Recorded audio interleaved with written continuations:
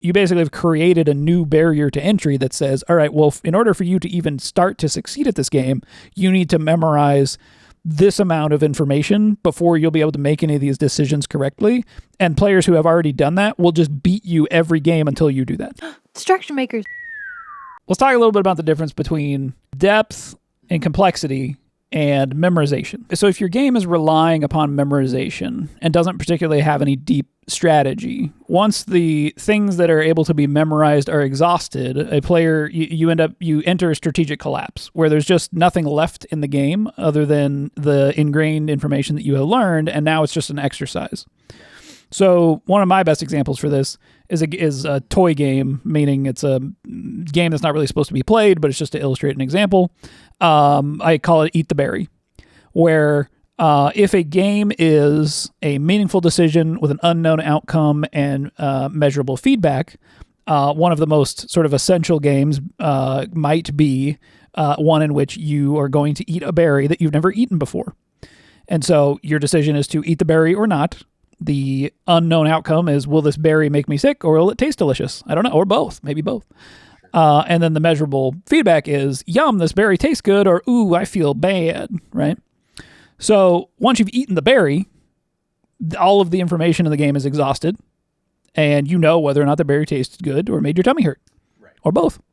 And so now you have that information, right? You've memorized whether or not that berry is a good one to eat or not, and you can move on to other berries.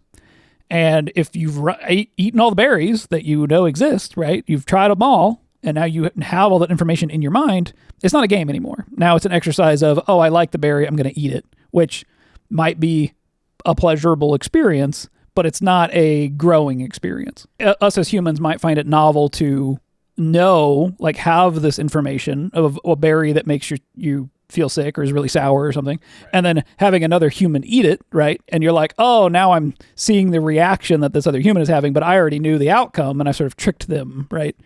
And I think that ends up sort of getting expressed in games in a way where players with more information than their opponent or whatever might be deriving pleasure from having that additional information that they can then impose upon the player that they're playing against. And that feels good. That feels like, ooh, I know something that my opponent does not. Before we start talking about why memorization in games is not good, if you like our videos here, like and subscribe. If you want to talk any more about the concepts we discuss on the channel, you can join our Discord. The link is in the description. Back to the video. So what are some real world game examples of this type of interaction? So one example, I think a good example is the game WarioWare. And so WarioWare, if you're not familiar with it, is a game that plays the most mini game of mini games that you could think of. With that, basically, it plays in a lot of games that last anywhere from 1 to 5 seconds. And essentially, something flashes on the screen, and it says something like "cut" or whatever, but it doesn't tell you how to play the game. What it succeeds in is this crazy, chaotic, I got to figure out what it wants me to do. How am I going to win this game?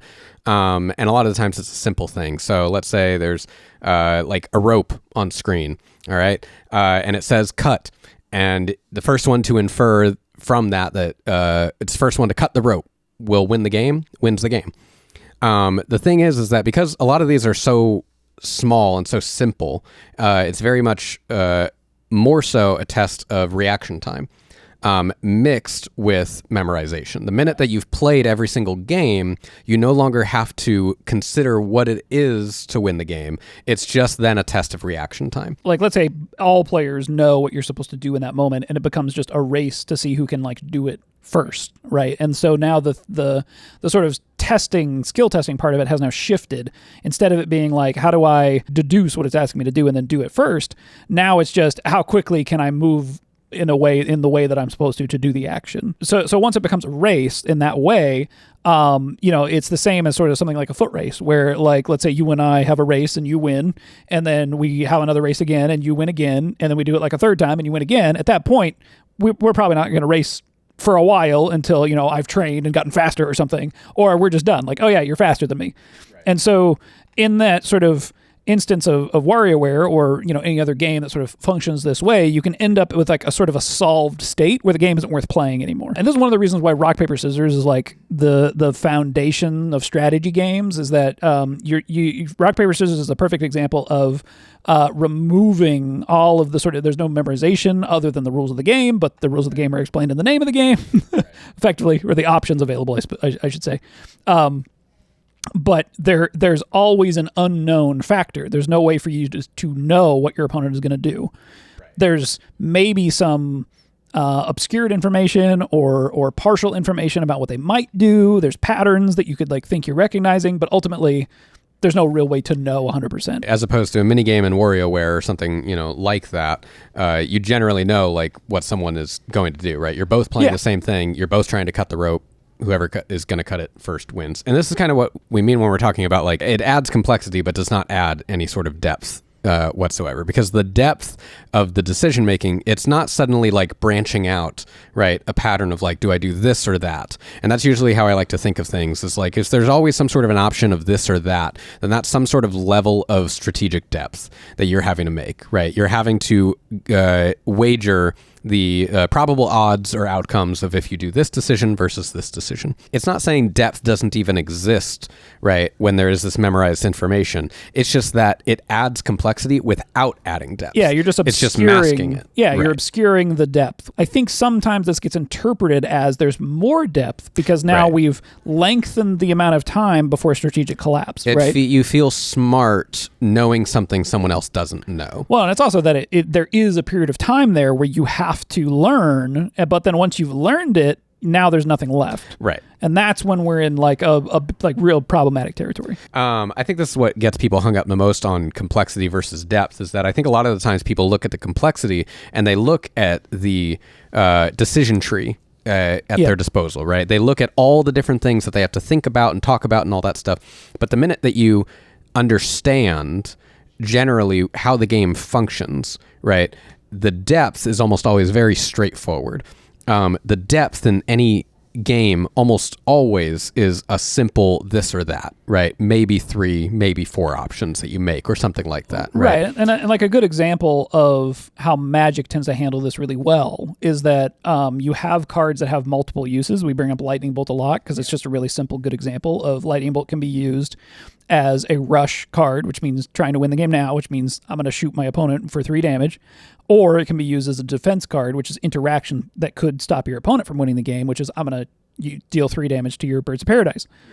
And so the skill that's being tested there is whether or not in the situation that you're in, you can use the partial information that you have to understand like what is actually better for your game plan.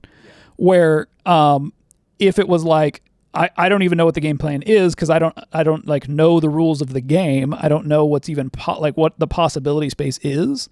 I don't have any way to make those decisions. Now, Magic does both of these things, right? Where there are times when memorizing and knowing all of the cards that your opponent could use in the format is beneficial to you. But Magic operates with partial information with lands so that you have at least some amount of information as to what your opponent's potential is so that you can narrow the possibility space to make informed decisions even if you don't have all the cards memorized. I mean, going back to like our previous video talking about different types of information, I think we kind of landed on like partial information being the secret sauce. Yeah. I think that makes it ideal when making any sort of a meaningful decision. Is if you know everything, it's not that meaningful of a decision. You know the exact right answer. If you don't know anything, it's a shot in the dark. So you need to know just enough. And I think Magic really, brings a card pool of a couple thousand cards down into a very a much smaller subset of cards by having instant speed interaction, cards in hand, and like you said, mana that's actually available on the field. So like another layer you can add on top of rock, paper, scissors. Like you need to add more moves because if like you know that your opponent can only throw 2 moves, then you know which one to throw because either it counters it or ties it or whatever. But if you added 2 more moves to rock, paper, scissors and then had some way to narrow down, okay, well, I know my opponent can only do one of these 3 things, then you can have some kind, like that's sort of what it's a game of rock, paper, scissors played 2 out of 3, but every single move you have has a mana cost. to it. Sure, And- because then, it gets another. We've talked this example through before, and if you know your opponent can't do something, then Right. it breaks. That's also So tough. that's why I'm like, you have to add a couple moves. And that's also kind of when the sub game generally of Magic isn't that effective. It's not that it's not effective because you still have sort of like your own decisions to make on the board based off of what your opponent has on their board. But yeah, not knowing that your opponent can't play any instant spells. I'm sure most people here that have played Magic can kind of feel that like breath of fresh air as they're like, oh, okay. Right. Like I know they're not going to counter me. They're not going to kill. Yeah. So one game that we talked about recently was the Bazaar. And so this is something that came up while we were playing the Bazaar. We got thoughts. Right. There's a lot of thoughts about the Bazaar, but the one that pertains to this conversation is you go through like different days and you can choose different like sort of encounters that you're doing for each hour of the day. Yeah. And you'll get like 3 different options, but those options aren't really explained to you. They're kind of hinted at, right? But the problem is that if you play the game long enough, you can memorize what those options actually are and what they'll give you, and you can like make a more informed decision just by having memorized some of the knowledge about the game. And the way that you know that this is like problematic is that what you can do is if you can have like the wiki open or something while you're playing the game, and you can have the information that way, you might as well just give the player the information in the game itself. When this really started kind of ticking me off, and I was like, okay, this is like, I think kind of a problem, is I've played this probably at least over 20 hours at this point. I don't know. I've played a lot. So like you said, you get 3 options. So usually there's 2 options that are pretty direct. One is usually a gimme, and it just says like, oh, you gain max health or whatever. Right. The other one is usually you see a shopkeeper, and it says, oh, I sell weapons. So you know, okay, they're going to sell weapon items specifically. And then the third one is aid mountaineers through a mountain pass. And I go, I don't know what that is. And I think when you first start out, it sounds like, oh, this could be exciting. Something could happen. Anything could happen. But after playing the game enough times, you realize like, oh, it's the same options every time. Yeah. And I just don't know what those options are. I've played it 20 hours and I keep forgetting, like, is this the 4 option one? Is this the 3 option one? Do I get income if I do this one? Do I get an item? I don't remember what the options are. So yeah, it's like you're saying, you might as well just have that information because you have it in all the others, and there isn't any sort of variety or randomness shifting that information around to make it exciting as you're going through this mountain pass. You don't have to tell players exactly what they're going to get, but you need to lean them. I think the vendors that say, I sell weapons, that's that's what we're talking about. Perfect partial information. I don't know what weapons I'm going to get, but I know that I will get weapons, right? And if that's what I want, then I can select that vendor. And so I think part of this is an instinct of competitive-minded players to reward knowledge. And I think that particular instinct of more competitive minded players is incorrect in a design setting. I think it comes from a want for your knowledge and dedication to a game to be rewarded with winning the game more.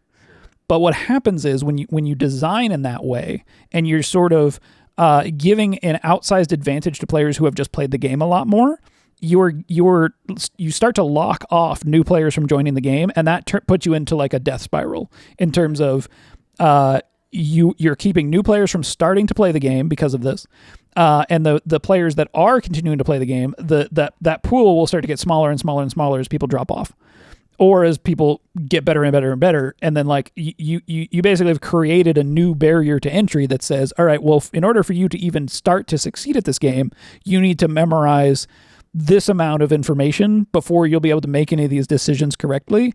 And players who have already done that will just beat you every game until you do that. I think the most egregious example of this is very dramatic verbiage I'm using, but the monsters that you encounter in the Bazaar. So every half a day, I guess, in the Bazaar, it's a weird. If you don't know what I'm talking about, it's a weird way of phrasing that. But once a day, halfway through, you fight monsters. Right. So whenever you fight monsters, it shows 3 options, and usually it's organized by like easy to kill, medium to kill, hard to kill, or something like that. And it'll show what the monster is. It will say how much gold you get, how much experience you get, and then something else that I don't remember, like loot maybe? How many loot items? Probably. Maybe. I don't know. Yeah, I don't I don't remember what that third icon is. But what it does not tell you is it does not tell you what that monster can do. Right. Or the types of items you might, because you're going to get or the types of items. an item that they have in their build, basically, right? And so you don't know what that is until you fought them. Yes. And once you've fought them, as far as I know, the monsters have relatively the exact same build, if not the exact same build every time you go up against them. It just can scale, I think, in numbers. And we should caveat this a little bit with the game still in beta. Of course, yeah. And theoretically, over time, these things will get adjusted with maybe. You know, I would target this as something that needs to be adjusted, but, you know, whatever. It depends on their design philosophies. To me, I would not be surprised if there was a lot of players that were frustrated. I've personally been frustrated when I've selected a monster, even just an average to kill monster, thinking, okay, I've killed a hard to kill monster in the last round, so I should be able to take an average to kill monster this time. And that average to kill monster just happens to have a build that is exactly like counter to what I'm doing.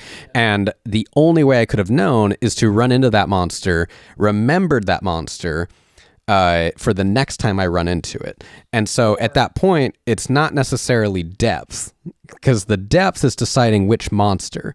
But I could be deciding that whether I knew their builds or I need to know what their builds are. Otherwise, it's shooting in the dark. Right. Or you can just look it up. Or I can look it up and I won't go up against the Property Baron or the Void Colossus. Okay. So we've picked on the Bazaar enough, I think. Let's talk about when memorization is an effective tool to use in a game. Yes. And I think the easiest one to think of is the game memory, right? Right. It is testing the skill of memory. But the other thing that the game of memory is doing very well is that it has a procedural generation system, right? Where you have a deck of cards, you shuffle them up, you lay them out on a grid, and then one at a time, players flip two over. You're learning the positions of the cards as you go, and you're remembering where they are. And then if you flip two that match, you get to score those two cards. And so what this does is it takes it so that someone that normally could memorize this thing, right? And instead of saying, oh, well, I always know the top left has this tile or whatever, right. Instead, it still is rewarding memory as a skill, because if someone doesn't match, you as the person with good memory skills can remember where those tiles were previously.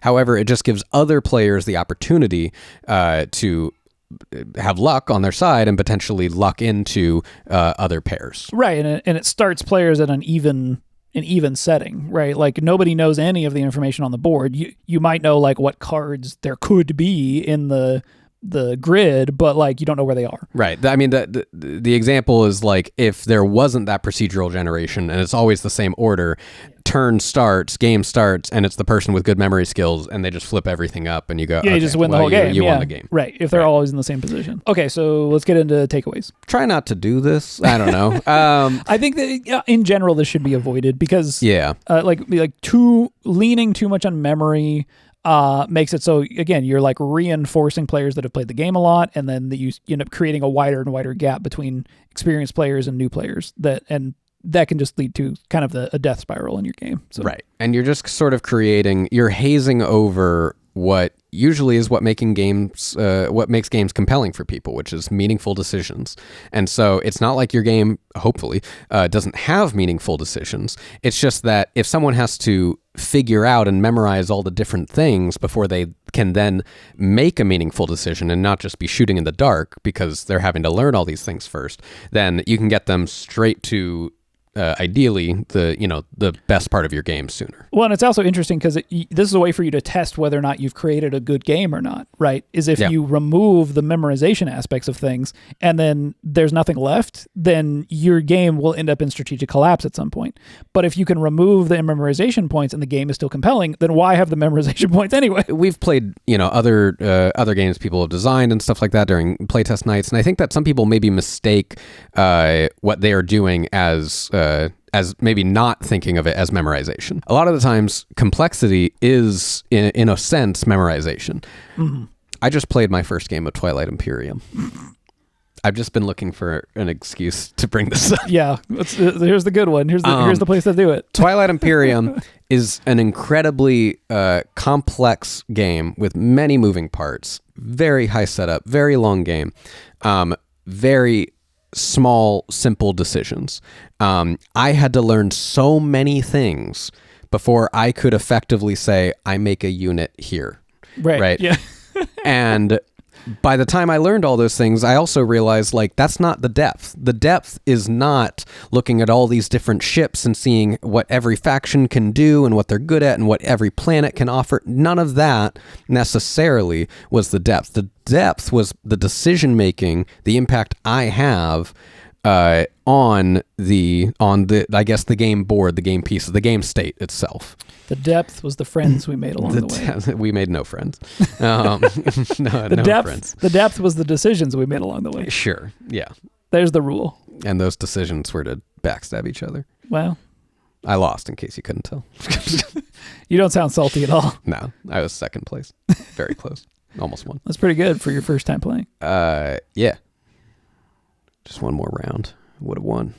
What's the way that you create meaningful depth and replayability in a game without memorization, or without too much memorization? Partial information mixed with variance. You don't know what someone could do, but you have an okay idea of what the possibilities are. Rock, paper, scissors. Rock, paper, scissors.